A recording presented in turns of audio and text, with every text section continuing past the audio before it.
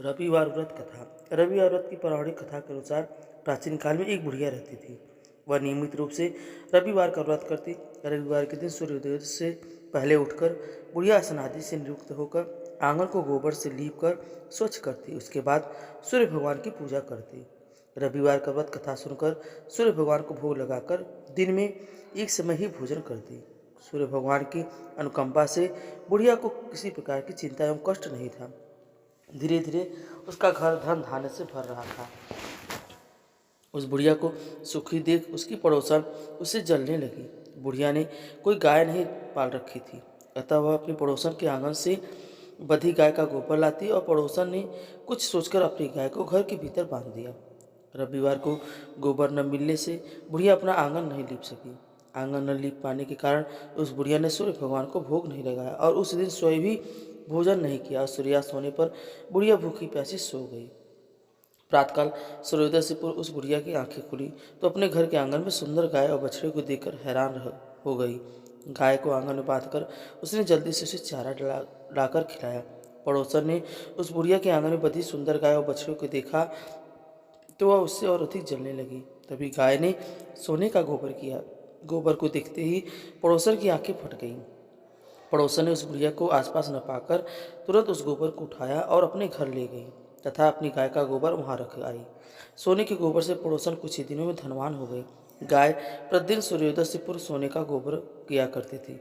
बुढ़िया को उठाने के पहले पड़ोसन उस गोबर को उठाकर ले जाती थी और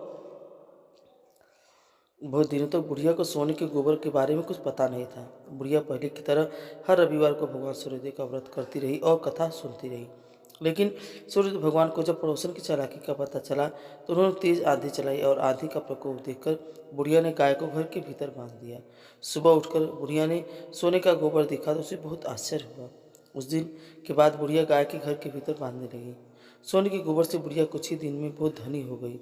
उस बुढ़िया के धनी होने से पड़ोसन बुरी तरह जल भूनकर राख हो गई और उसने अपने पति को समझा बुझाकर उस नगर के राजा के पास भेज दिया।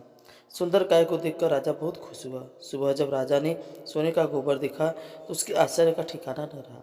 उधर सूर्य भगवान को भूखी प्यासी बुढ़िया को इस तरह प्रार्थना करते देख उस पर बहुत करुणा आई। उसी रात सूर्य भगवान ने राजा को स्वप्न में कहा, राजन, बुढ़िया की गाय व बछड़ा तुरंत लौटा दो, नहीं तो तुम पर विपत्तियों का पहाड़ टूट पड़ेगा, तुम्हारा महल नष्ट हो जाएगा।